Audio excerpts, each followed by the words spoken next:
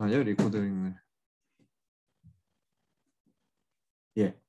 그러니까 예수님과 제자들을 이게 저희가 처음부터 보면은 제자들의 희망은 굉장히 뚜렷했어요. 뭐냐면은 예수님이 왕이 되셔야 되는데 왕이 되시기 위해서는 당시 종교 지도자들의 인정을 받아야 되거든요. 그러니까 사내들인이에요. 사내들은 예루살렘에 있어요. 그래서 그 예루살렘에 있는 사내들인의 인정을 받기 위해서는 예수님의 활동 무대가 주로 어디여야 되냐면은 예루살렘이 되든지 아니면 예루살렘에서 최대한 가까운 곳이 되어야 돼요. 그래서 제자들의 바람은 항상 무엇이냐면은 예루살렘에 예수님께서 인정받으시기 원하는 게 바로 제자들의 바람이었거든요. 근데 요한복음 5장에 보면은 5장 18절에 보시면은 이제 여기서부터 계속 뒤틀리기 시작하는데 사실 뭐 이 전부터 예수님께서 성전을 정결하게 하셨죠. 이 전부터 이 긴장감이 좀 형성이 됩니다. 이 사내들인가 예수님의 이 긴장감이 나오는데 18절에 노골적으로 나와요. 18절에 보면은 유대인들이 이를 인해서 더욱 예수를 죽이고자 하니 이는 안식일만 범할 뿐 아니라 하나님을 자기의 친아버지라 하여 자기를 하나님과 동등으로 삼으심이로라 이렇게 말하고 있어요. 이게 뭐냐면 이제 베데스다에서 병자를 고치신 이야기거든요. 그게 안식일날 고치셨는데 그 전에도 긴장감이 좀 있었는데 이제 이 사건을 계기로 이제 노골적으로 예수님을 죽이기로 했다 이렇게 성경에서 말을 하고 있어요. 그러니까 이 제자들의 희망은 항상 예루살렘이었는데 이 지금 보니까 예루살렘이 예수님을 메시아라고 반겨주고 왕으로 선포하는 분위기가 아니라 계속 예수님을 밀어내요. 이 긴장감이 계속 겉돕니다. 제자들이 이제 그것을 느끼거든요. 그러면서 이제 누가복음 4장 42절에 보시면은 누가복음 4장 42절 제가 읽겠습니다. 4장 42절 날이 밝음에 예수께서 나오사 한적한 곳에 가시니 무리가 찾다가 만나서 자기들에게서 떠나시지 못하게 만류하려 하매 예수님께서 기도하시는 건데 이 장소가 뭐냐면은 가버나움입니다. 가버나움에 갔는데 사람들이 너무 좋아하는 거예요. 예수님을. 예수님께서 병자들을 고치시고 또 여기서 유명한 베드로의 장모를 고치시고 그 다음에 예수님께서 아침에 일찍 기도하러 나가셨는데 기도가 끝나시기가 무섭게 사람들이 와요. 근데 여기서 보면 이제 베드로가 나오거든요. 나가보면 보면은 여기에 베드로가 사실 앞장서는 장면이 나옵니다. 예수님을 찾으러 가는 거예요. 근데 예수님을 찾자마자 하는 말이 예수님을 그 동네에서 떠나지 못하게 해요. 왜냐면은 지금 봐봐요. 이게 제자들이 예루살렘을 갈망했는데 예루살렘이 예수님을 싫어하거든요. 그러니까 이거 봐가지고는 딱 봐서 예루살렘에서 예수님이 왕이 되긴 글렀어요. 근데 어디를 가니까 예수님이 환영을 받아요? 가버나움에 가니까 예수님이 환영을 받는 거예요. 그러니까 제자들에게는 이제 어떤 희망이 생기냐면은 예루살렘이 아니라면 뭐 가버나움이라는 이쪽 좀 변두리 동네이지만 여기서라면 좀 뭔가 희망을 걸어볼 만하겠다. 이제 이런 생각이 생기기 시작하는 거예요. 여기서 이제 예수님을 왕으로 만들려고 이제 재촉을 하는 거죠. 예수님께서 이걸 뿌리칩니다. 자, 요한복음 5장 15절에 가시면은 이거 유명한 사건인데 5장 15절 죄송합니다. 5장 15절이 아니라 6장 15절입니다. 6장 15절. 여기 보면은 그러므로 예수께서 저희가 와서 자기를 억지로 잡아 임금 삼으려는 줄을 아시고 다시 혼자 산으로 떠나가시니라 이렇게 해요. 여기 보니까 표현이 재밌는데 억지로 뭐를 삼으려 했다고요? 임금 삼으려고 했다고 해요. 이게 뭐냐면은 오병이어입니다. 떡 5개에 물고기 2마리로 5천 명 이상을 먹이신 이야기인데 이 사건이 벌어지자마자 사람들과 제자들이 같이 예수님을 그 자리에서 왕으로 만들려고 해요. 그러니까 제자들이 너무 좋죠. 예루살렘에서는 지도자들이 거절하고 예루살렘에 가기는 글렀고 근데 지금 보니까 여론이 굉장히 좋아요. 조금만 뭐 숟가락만 얹으면 진짜 예수님 왕이 될 수 있을 것 같은데 이래가지고 이제 사람들과 같이 이제 연합해가지고 예수님을 왕으로 만들려고 하거든요. 예수님께서 이거를 뿌리치십니다. 제자들을 흩으시죠. 그러니까 물 위에 걷는 사건이 이 다음에 나오는데, 자, 그다음에 마가복음 9장 5절에 보시면은 여기서 또 마찬가지로 유명한 사건입니다. 그러니까 유명한 사건 뒤에는 항상 이런 흐름이 있어요. 9장 5절. 베드로가 예수께 고하되 랍비여 우리가 여기 있는 것이 좋사오니 우리가 초막 셋을 짓되 하나는 주를 위하여 하나는 모세를 위하여 하나는 엘리야를 위하여 하사이다 하니. 자, 그러니까 베드로가 잤어요. 자다가 딱 깨어났더니 그 앞에 누가 있냐면은 모세와 엘리야가 있어요. 이게 뭐냐면 변화산의 사건이에요. 변화산. 네. 그러니까 모세와 엘리야가 지금 예수님을 공식적으로 왕으로 선포하러 왔다고 생각을 한 거예요. 베드로와 제자들은. 그래가지고 뭐라고 말해요? 예수님, 우리 여기서 내려가지 말고 여기 그냥 초막 셋 짓고 여기서 그냥 삽시다 이렇게 말해요. 그러니까 뭐냐면은 여기서 공식적으로 왕으로 선포되고 왕으로서 여기서 우리가 통치를 시작하자 이 말이거든요.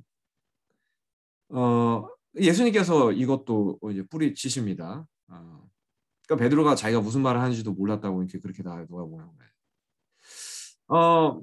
그래서 저희가 이렇게 이제 이거 보면은 제자들의 기대감이거든요. 이게 다 이제 제자들과 사람들의 기대감인데, 어, 예순이 처음에 이제 예수님에 대한 기대가 예루살렘으로 가기를 기대했다가 점점 멀어지죠. 보면은 뭐 가버나움으로 갔기도 하고, 그 다음에 오병이어 사건 저기 갈릴리 변방입니다. 그곳으로 가기도 하고, 그 다음에 나중에 이제 변화산 거기로 가기도 하고. 이렇게 이제 자꾸 예루살렘에서 변두리로 이제 이렇게 가는 거예요. 기대가. 예루살렘이 자꾸 예수님을 거절하니까. 자, 그런데 마태복음 16장에 보시면은 예수님의 모습이 이제 이렇게 나오는데 16장 21절 마태복음 16장 21절 읽겠습니다. 21절 이때로부터 예수 그리스도께서 자기가 예루살렘에 올라가 장로들과 대제사장들과 서기관들에게 많은 고난을 받고 죽임을 당하고 제3일에 살아나야 할 것을 제자들에게 비로소 가르치시니. 이것도 굉장히 유명한 사건입니다. 너희는 나를 누구라 하느냐 이거예요.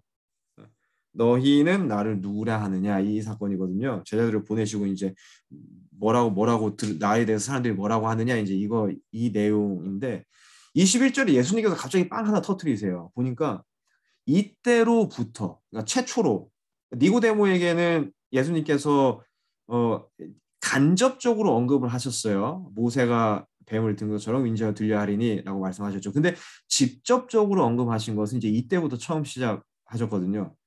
내가 죽고 부활하겠다. 자, 근데 이게 나와요. 뭐냐면은 이때로부터 예수 그리스도께서 자기가 예루살렘에 올라가 여기 보니까 이런 말이 나와요. 예루살렘에 올라가 이런 말이 나옵니다. 그러니까 예루살렘으로 이제 가야 된다는 거예요. 예수님은 거기에 내가 가야 된다. 자, 마가복음 10장에 보면은 이것을 한 번 더 이제 반복하시는데 제가 읽겠습니다. 마가복음 10장 32절부터 33절. 여기 보면은 예루살렘으로 올라가는 길에 예수께서 제자들 앞에 서서 가시는데 저희가 놀라고 쫓는 자들은 두려워하더라. 예수님께서 예루살렘으로 가시는데 앞장서세요. 근데 이상하게 뭔가 두려워요. 사람들이 말을 못 거는 거예요, 예수님한테. 이에 다시 열두 제자를 데리시고 자기의 당할 일을 일러 가라사대 33절 보라 우리가 예루살렘에 올라가노니 인자가 대제사장들과 서기관들에게 넘기움에 저희가 죽이기로 결단하고 이방인들에게 넘겨주겠고 34절 그들은 능욕하며 침뱉으며 채찍질하고 죽일 것이니 저는 3일 만에 살아나리라 하시니라. 예수님께서 한 번 더 죽으심과 부활하심에 대해서 말씀하십니다. 자, 그런데 여기에 마찬가지로 하나 반복되는 게 있어요. 33절에 보면 보라. 우리가 어디로 간다고요? 예루살렘으로 올라가니 라고 말을 하고 있습니다. 올라가노니 이렇게 말해요. 그러니까 예수님은 자꾸 예루살렘에 가야 된다고 말씀하시는 거예요. 근데 가면은 내가 죽고 내가 거기서 부활하겠다 이거 말씀하시는데 제자들은요 완전히 반대였잖아요. 제자들은 그러면 왜 예루살렘에 가냐 이거예요. 거기서 죽을 거면은 예루살렘은 가야 되는 도시가 아니라 피해야 되는 도시거든요. 제자들은 이제 그렇게 생각한 거예요. 자, 그래서 저희가 이거 보면은 제자들은요 이게 흐름이 참 재밌습니다. 처음에는 예수님께서 무조건 예루살렘에 가야 된다고 생각했어요. 거기가 주 무대예요. 모든 스파트라이트를 받는 무대거든요. 콘서트의 스파트라이트는 무대입니다. 관중이 아니에요. 예루살렘은 그런 무대와 같은 곳이에요. 예수님이 왕으로 선포되는 곳. 그래서 제자들은 처음에 다 예수님이 예루살렘으로 가야 된다고 생각을 했어요. 자, 그런데 이게 변합니다. 저희가 보았듯이 어디로 가요? 이제 예루살렘이 아니라 예루살렘에서 벗어나기를 소망을 해요. 제자들이 나중에는 벗어나야 된다. 예루살렘이 이제 가는 곳이 아니다. 피해야 되는 곳이다. 이렇게 바뀌거든요. 그래서 저희가 보았듯이 뭐 가버나움에서 막 예수님을 붙잡아 두려고 하고 오병이어 사건이 있었던 갈릴리 변두리에서 예수님을 왕으로 선포하려고 하고 변화산 예루살렘에서 이제 뭐 변화산에서 다시 한번 예수님을 예수님의 통치를 선포하려고 하거든요. 그런데 예수님을 보면요, 저희가 재밌습니다. 처음에 예수님께서는 예루살렘에서 무대를 잡지 않으세요. 변두리. 예수님의 주 무대는 갈릴리와 변두리였습니다. 뭐 가버나움, 뭐 베다니, 그다음에 이제 뭐 그런 변두리였는데, 근데 예수님은 나중에 어디로 가요? 예루살렘으로 가요. 예루살렘. 도시로 가십니다. 저기 변두리 시골에서 막 계속 사역하시다가 나중에는 이제 도시로 들어가시거든요. 예루살렘 도시에. 그러니까 지금 제자들과 예수님의 흐름을 보면은 이게 반대예요. 제자들은 처음엔 예루살렘, 나중에는 예루살렘 피해야 되는 거. 예수님은 처음에는 변두리에서 사역하시다가 나중에는 예루살렘은 반드시 가야 되는 곳. 이렇게 이 흐름이 나오거든요. 그러니까 이게 뭐냐면은 이게 이 예루살렘 도시가 도시로서의 이 예루살렘이 중심이에요. 이게 이 예루살렘을 피할 것인가? 아니면 예루살렘으로 갈 것인가? 지금 그거거든요. 그러니까 나중에 제자들과 예수님과의 계속 이 갈등은 무엇이냐면은 뭐 사실 예수님은 아니지만 제자들의 이제 어떤 갈등이었죠. 뭐냐면은 예루살렘을 굳이 가야 되는가? 피해야 되는 곳이 아닌가? 예수님은 우리가 예루살렘으로 간다 말씀하시는 거고. 네. 그래서 예루살렘을 피할 것인가 갈 것인가가 예수님과 제자들의 그 무대 장소에 있어서는 그 흐름으로 이렇게 보입니다. 예루살렘 도시가 그만큼 굉장히 중요한 역할을 하고 있다는 거예요. 예루살렘 도시에 대한 하나님의 목적이 뚜렷합니다. 이것은 이제 저희가 좀 볼 건데 예루살렘 도시에 대한 오늘 이제 도시에 관해서 저희가 좀 같이 나누기를 원해요. 창세기 1장에 가시면은 1장 28절에 가시면은 이런 하나님께서 세상을 창조하시고 사람을 만드시고 이런 말씀을 하세요. 유명한 말씀인데 하나님이 그들에게 복을 주시며 그들에게 이르시되 생육하고 번성하여 땅에 충만하라. 땅을 정복하라. 바다의 고기와 공중의 새와 땅에 움직이는 모든 생물을 다스리라 하시니라. 이렇게 말씀하세요. 여기 보니까 몇 가지 단어가 나옵니다. 번성하고 충만하라고 합니다. 번성하라. 그 다음에 또 뭐가 나와요? 정복하라. 정복하라고 해요. 그 다음에 또 뭐가 나오냐면은 다스리라. 이런 단어들이 등장합니다. 사람을 만드시고 사람에게 주신 첫 번째 명령이에요. 번성하고 정복하고 다스리라. 자, 이 번성하라는 것은 결국엔 공동체예요. 사람이 번성하면은 나중에 뭐가 형성이 돼요? 공동체예요. 이 공동체가 형성이 되면은 이제 안전 그 공동체에 제일 먼저 저희가 초점을 두는 게 뭐예요? 그 공동체의 안전입니다. 그 다음에 이제 공동체가 확장이 되면은 어떤 단계로 가게 되냐면은 transaction, 이 매매죠. 매매의 단계로 가게 됩니다. 그래서 안전하고 매매할 수 있고 그런 활동들을 할 수 있는 이 공동체, 이거 결국 도시거든요, 도시. 그래서 어떤 사람들은 이걸 이제 저희가 문화명령이라고 하는데, 이 문화명령은 번성하라라고 하셨을 때 그 하나의 명령은 결국은에는 어떤 도시의 형태를 말씀하시는 것이다라고 말하기도 해요. 자, 그런데 하나님께서 여기에 목적을 주십니다. 뭐냐면은 그런 공동체의 역할, 목적을 주죠. 뭐냐면은 뭐라고요? 정복하라고 하고 다스리라고 말씀하세요. 저희가 여기서 오해를 하면 안 됩니다. 정복하라는 게 어떤 폭력, 저희가 소위 말하는 정복하려면 어떻게 해야 돼요? 막 때려 부수고 폭력이죠. 다스리는 건 뭐예요? 어뷰즈입니다. 뭐냐면은 어뷰즈를 한국말로 뭐라고 하죠? 갑자기 생각이 안 나네요. 학대, 학대, 예, 학대. 뭐 이런 걸로 저희가 이해하기 쉬운데, 자 저희가 창세기 2장에 가시면은 이것을 풀어줘요. 창세기에서 창세기 2장 15절. 제가 읽겠습니다. 여호와 하나님이 그 사람을 이끌어 에덴 동산에 두사 그것을 다스리며 지키게 하시고 이게 똑같은 단어인데 여기 보니까 다스리며 그다음에 뭐가 나와요? 지키게 하시고 이렇게 나와요. 다스리며 지키게 하시다. 첫 번째는 뭐라고 했어요? 정복하고 다스리라라고 하셨고 지금은 다스리며 지키다라고 하는데 여기 다스리다라는 표현이 뭐냐면은 일하다라는 표현입니다. 일하다. 사역하다, 일하다. 이런 말이에요. 그러니까 일하라는 거예요. 사람 보고 일을 해라. 그러니까 죄가 들어오기 전이거든요. 죄가 들어오기 전에도 일이 있었습니다. 사람이 뭐 평생 논 게 아니에요. 일을 했어요. 그러니까 아담에게 다스리라는 명령은 뭐예요? 그렇게 수많은 이 나무들과 식물들과 동물들과 뭐 물고기들과 이런 모든 것들에 뭐를 하는 거냐면은 이름을 지어주는 게 아담의 최초의 일이었거든요. 일하라는 거예요. 동산의 두사 다스리며라는 말은 일하라는 말인데 지키게라는 말은 뭐냐면은 그것에 대한 의무, 책임감을 말을 하는 겁니다. 학대하라는 말이 아니에요. 지금 여기 다른 편에서는 정복하라, 다스리라 이렇게 말했는데 그것은 막 학대하고 폭력을 휘두르라 이런 말이 아니라 의무감을 가지고 책임감 있게 그것을 잘 지켜라라는 말이고 그 안에서 섬기면서 일해라 이 말이거든요. 이게 도시에 대한 예수 하나님의 목적입니다. 근데 이게 예레미야에 한 번 더 반복이 돼요. 이제 예레미야는 참 29장은 특별히 굉장히 독특한 이제 맥락인데 이것은 바벨론에 끌려간 토로들에게 주어진 편지예요. 편지인데 예레미야 편지에 이렇게 말을 해요. 5장 6절, 5절부터 6절 제가 읽겠습니다. 너희는 집을 짓고 거기 거하며 전원을 만들고 그 열매를 먹으라.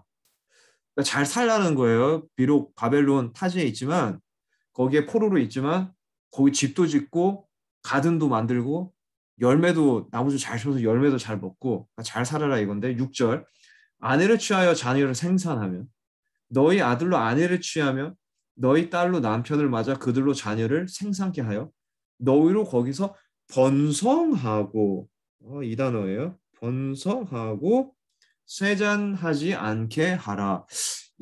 하나님께서 창세기에 번성하라고 말씀하셨습니다. 그 똑같은 말씀을 지금은 완전히 달라진 세상, 죄로 인해서 완전히 망가진 이스라엘 백성들, 예루살렘도 아닌 다른 바벨론 도시에 살고 있는 이스라엘 백성들에게 지금 환경은 완전히 바뀌었지만 명령은 바뀐 게 없어요. 명령은 똑같습니다. 창세기의 명령과 예레미야의 명령이 똑같아요. 뭐냐면은 번성하라라는 거예요.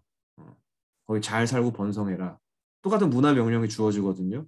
자, 그런데 7절에 보면은 이것에 대한 명확한 목적이 나옵니다. 7절. 너희는 내가 사로잡혀 가게 한 그 성읍에 평안하기를 힘쓰고 위하여 여호와께 기도하라. 이는 그 성이 평안함으로 너희도 평안할 것임이니라. 지금 비록 원수의 성에 살고 있지만 원수의 도시에 살고 있지만 뭐라는 거예요? 싸우지 말고 평안하기를 구하라. 그러니까 그 도시에 관한 하나님의 목적은요. 그것이 이방 도시든 하나님의 도시든 동일합니다. 뭐냐면 평안이에요. 평안. 그래서 이거를 제가 좀 종합해 보겠습니다. 하나님께서 도시를 잘 지키라고 말씀하셨고 그 도시를 어, 일하라라고 말씀하셨습니다. 그 도시에서. 근데 이 일하는 게 뭐예요? 이기심을 위해서 일하는 게 아니라 섬김으로 일하는 것입니다. 그 다음에 뭘 해요? 평안. 도시가 평안하기를 바래라. 그 평안을 위해서 힘써라. 이렇게 말씀하죠. 이게 도시에 대한 하나님의 목적이에요. 이거를 예루살렘 도시에 하나님께서 정확하게 말씀하십니다. 이사야에 가보시면은 이사야 1장 16절에서 17절, 이사야 1장 16절에서 17절,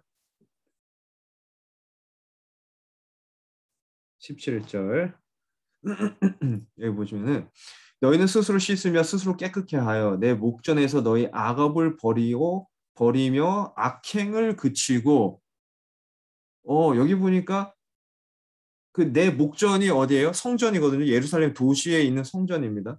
그 성전에서 너희 죄를 버리고 악행을 그치고 이렇게 말씀하셨어요. 이게 뭐냐면은 예배를 안 드려가지고 예배를 드리라라는 말이 아니에요. 예배를 안 드려서 그게 죄가 되기 때문에 예배를 드려라 말이 아니라 예배를 드리는데 뭐 어떻게 예배를 드리냐면 여전히 죄를 사랑하고 죄를 버릴 마음이 없는 상태에서 예배를 드린다는 거예요. 그게 이제 11절과 12절에 나오거든요. 여전히 너희가 수양의 번제를 드리고 수염소를 드리는데 내 마당을 밟을 뿐이지 여전히 마음속에는 가증한 일을 행하고 있다. 이렇게 예수님 하나님께서 지적을 하십니다. 그래서 16절에 말씀하시는 게 너희 악업을 버리고 악행을 그쳐라. 그래서 그 말씀하시는 거예요. 다시 말씀드리지만 예배를 안 드려서가 아닙니다. 예배를 드리는데 죄를 버릴 마음이 없고 죄를 여전히 사랑해서 그래요. 그래서 로마서 12장 1절을 보면은 이게 같이 연결되는 건데 바울이 그 유명한 말을 합니다. 너희가 드릴 영적 예배니라 이러죠. 그러면서 뭐라고 해요? 그 앞에 너희 몸을 산제사로 드리라라고 말합니다. 그게 우리의 드릴 영적 예배라고 말해요. 이거 뭐냐면은 몸을 산제사로 드리는 것은 우리의 모든 육체, 우리의 영도 포함이 됩니다. 이것을 하나님의 지배 아래 둬라 이거예요. 우리의 육체적인 성향이 있는데 이 모든 성향을 누구 아래 둬야? 성령의 지배 아래, 하나님의 지배 아래 굴복하고 그 지배 아래 둬라 이 말이에요. 이게 우리가 드릴 뭐냐면은 영적 예배다라고 말을 합니다. 영적 예배. 그래서 예루살렘 성의 도시에 하나님께서 말씀하신 건 명확합니다. 뭐가 어떤 장소가 돼야 돼요? 영적 예배가 중심이 되는 장소가 돼야 돼요. 예배를 그냥 드리는 장소가 아니라 예배는 잘 드리고 있었어요. 이때도. 어떤 예배요? 영적 예배. 완전히 그 육체와 영이 하나님 앞에 굴복되는 그 성향대로 사는 게 아니라 그 성향을 하나님 앞에 굴복하고 지배 아래 두는 게 영적 예배거든요. 이 중심이 돼야 됐어요. 이 도시가. 자, 그 다음에 뭐라고 말해요? 17절. 선행을 배우며 공의를 구하며 학대받는 자를 도와주며 고아를 위하여 신원하며 과부를 위하여 변호하라 하셨느니라. 이게 이사야에 굉장히 많이 나온답니다. 이사야뿐만 아니라 구약에서 굉장히 많이 나오는데 이 뭐냐면은 가난한 자,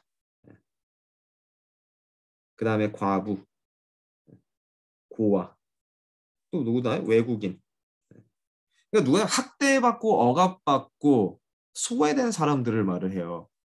이것을 지금 누가 해야 되는 거예요? 이 사람들 케어를 해야 되는데 이거 예루살렘이 해야 되는 거예요. 예루살렘 도시.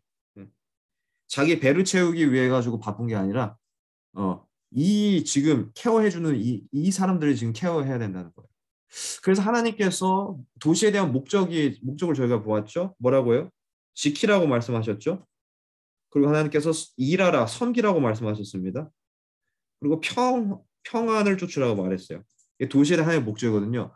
그러니까 뭐를 지키라는 거고 뭐를 섬기라는 거예요. 이거 보면은 가난한 자와 과부와 고아와 외국인들은 항상 예루살렘 도시에 있을 것인데 이 사람들을 섬기고 이 사람들을 잘 케어하라는 말씀이에요. 이게.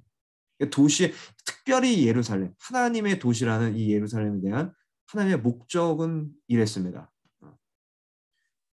동시에 뭐의 중심이에요? 영적 예배. 영적 예배의 중심이 되어야 됩니다. 자, 그런데 이 예루살렘에 대한 표현이 두 가지예요. 에스겔서에 가보시면은 16장 19절에서 죄송합니다. 49절에서 50절. 49절에서 50절에 보시면은 제가 읽겠습니다. 16장 49절에서 50절. 내 아우 소돔의 죄악은 이러하니 여기 지금 내 아우가 누구예요? 여기서 말하는 너 네라고 하는 것은 바로 예루살렘입니다. 예루살렘 도시를 말하고 있는 거예요.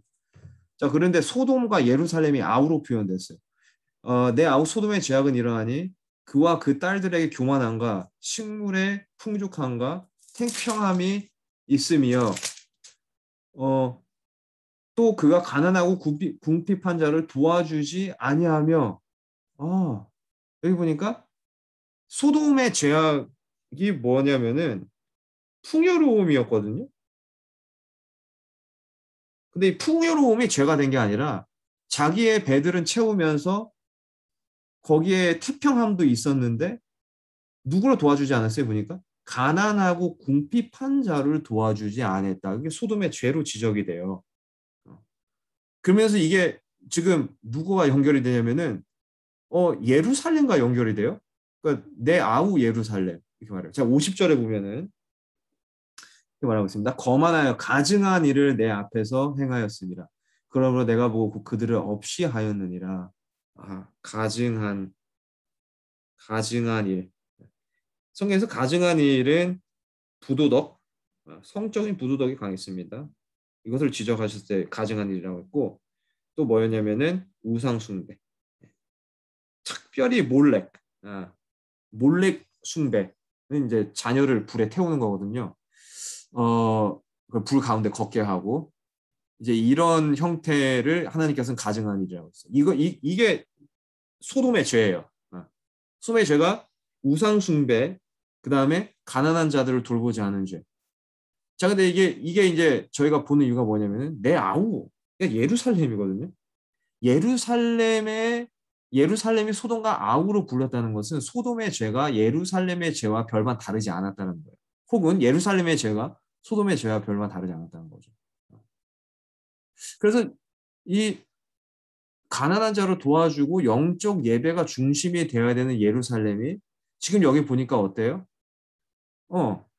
거짓 예배가 중심이 되어 있고 전혀 소외받고 가난한 자들이 지킴받지 못하는 그런 도시가 된 거예요.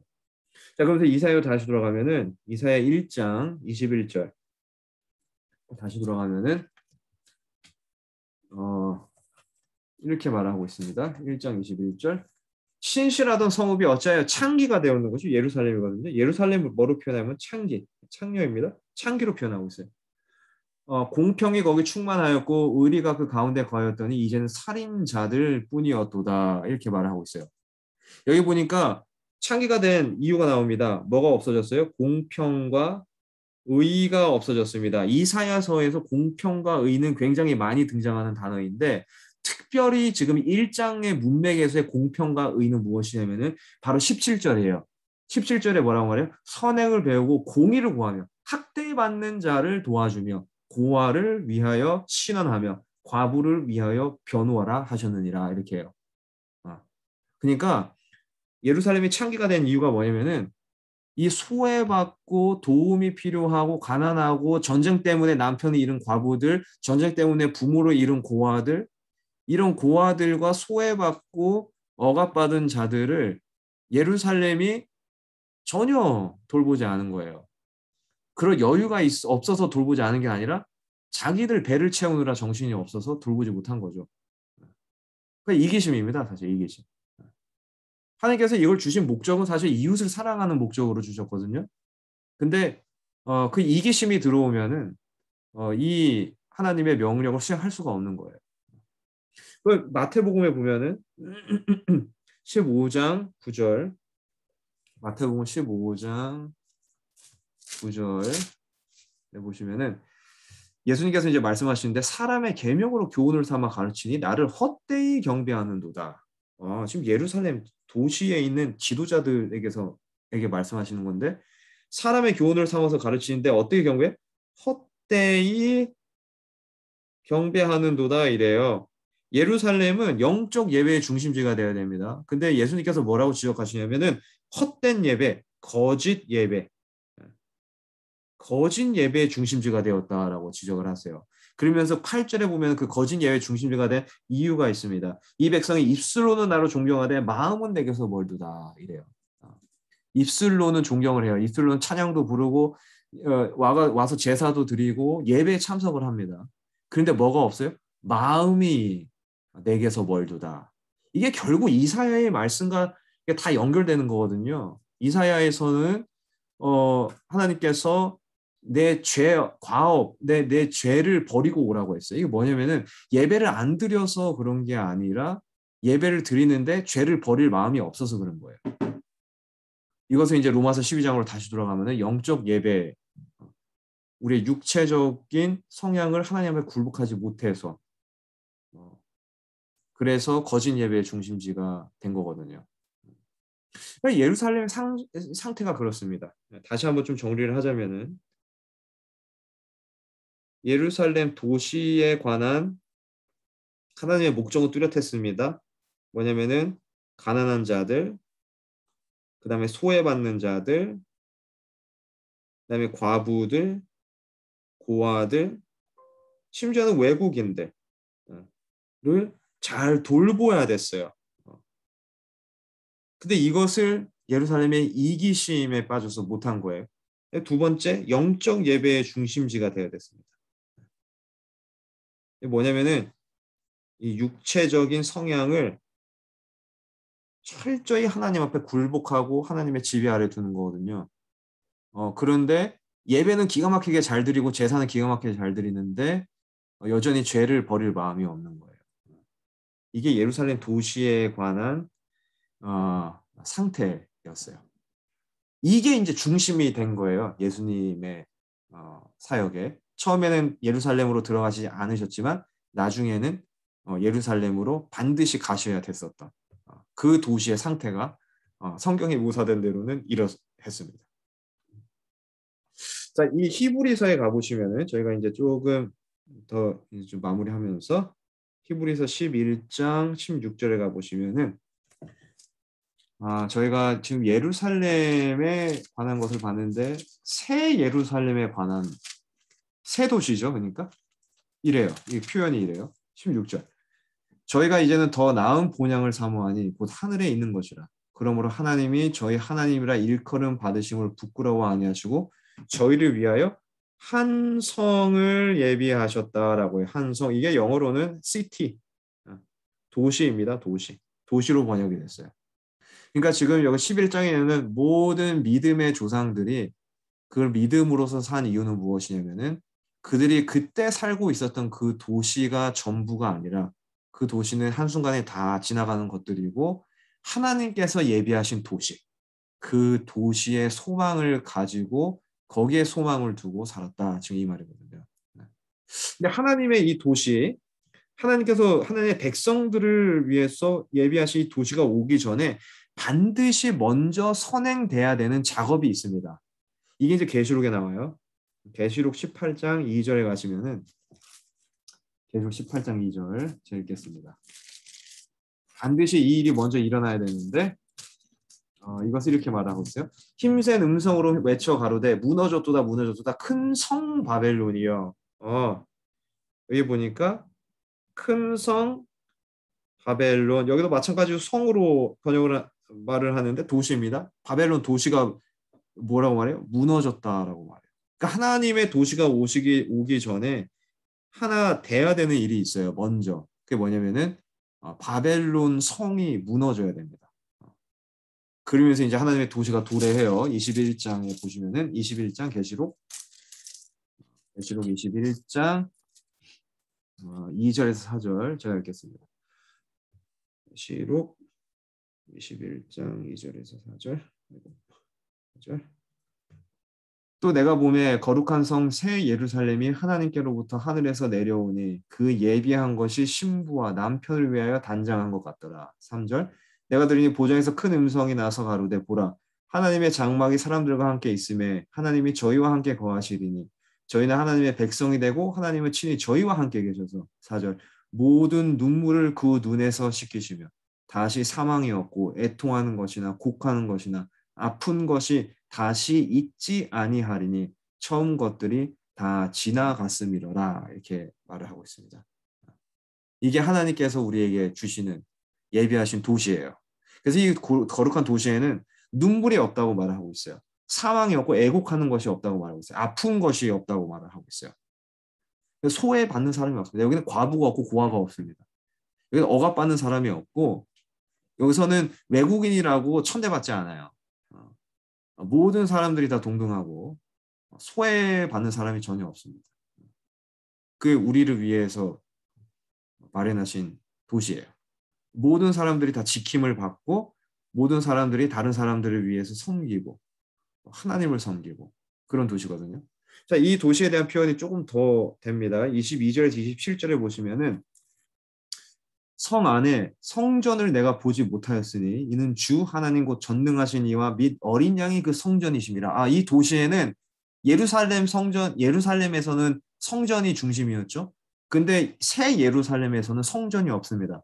여기 보니까 어린 양, 전능하신 이와 어린 양이 성전이 된대요. 23절.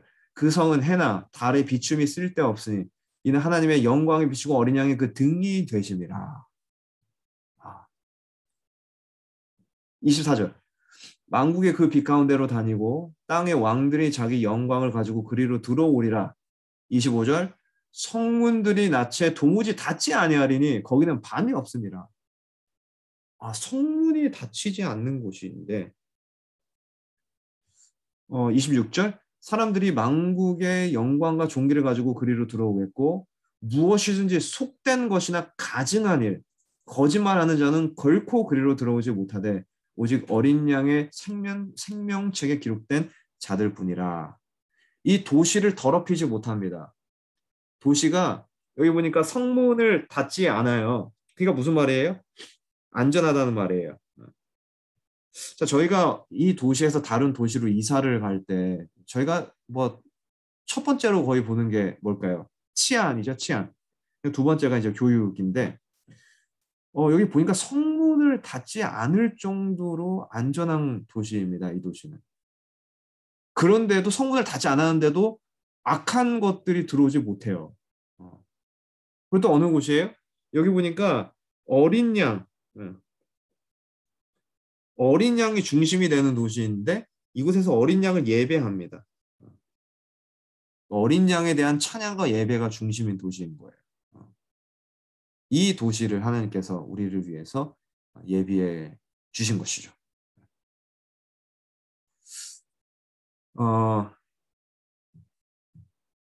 그 예루살렘에 대한 하나님의 목적이 예수님을 거절하고 그 다음에 도시의 이기심으로 이루어지지 않았습니다. 그 당시에 이루어지지 않았어요. 그래서 누가복음 19장에 보시면은 19장 41절에 보시면은 예수님께서 우셨다라는 말이 나와요. 예루살렘 성을 보시고 그 도시에 들어가시기 전에 예수님께서 우시는 장면이 나옵니다. 그 예수님의 이 모습이 제가 이제 이 말씀을 쭉 읽다 보니까 이 모습이 우리를 향한 모습 같아요. 우리 모든 도시들을 위한 도시가 공의와 의가 중심이 돼야 되고 우상 숭배가 아닌 영적 예배가 중심이 돼야 되는 이 모든 도시들에 이기심이 들어오고 탐욕과 욕심이 들어오고 사람들은 소외되고 동등함이 깨어지고 이런 모든 도시들을 볼 때에 예수님께서 예루살렘을 위해서 우셨던 것처럼 우리 모든 도시들을 위해서 똑같은 모습을 하고 계신다라는 생각이 들었어요. 저희가 마지막으로 마무리하면서 사도행적 158페이지에 보시면은 사도행적 158페이지에 보시면은 제가 이거 짧게 읽고 마치겠습니다. 하나님께서는 경고받지 않은 도시들의 필요를 채우는 일에 목사뿐만 아니라 의사, 간호사, 문서 전도자, 성경교사, 그리고 하나님의 말씀의 지식을 가지고 그분의 은혜의 능력을 알고 있는 다양한 재능의 헌신적인 평신도들을 부르고 계신다 이렇게 말을 하고 있어요. 우리가 다 도시에 지금 살고 있는데 지금 다 도시잖아요. 시골에 살고 있지 않잖아요. 대부분 다 지금 도시에 살고 있는데 이런 경고받지 않은 도시들의 이 필요를 채우는 일에 목사뿐만이 아니라 의료 종사자들도 아니라 IT를 하는 사람들만이 아니라 성경 교사들만이 아니라 뭐 공원을 치우는 사람들만이 아니라 학생들만이 아니라 여기 뭐라고요? 다양한 재능의 헌신적인 평신도들을 부르고 계신다라고 말씀하고 계세요. 우리 모두가 다 포함되는 거예요. 그래서 우리가 살고 있는 이 도시를 좀 더 나은 곳으로 만들기 위해서 그 하나님의 목적이 우리의 도시에서 행해지도록 또 이루어지도록 하나님께서 우리를 오늘날 부르고 계신 것 같습니다. 그래서 우리를 위한 도시인 새 예루살렘을 우리가 바라보면서 또 우리가 있는 도시에서 하나님의 사역이 이루어지도록 노력하도록 우리가 기도하는 그런 우리가 됐으면 좋겠습니다. 오늘도 하나님의 말씀이 우리 삶에서 이루어지기를 바랍니다. 오늘 여기까지 하겠습니다.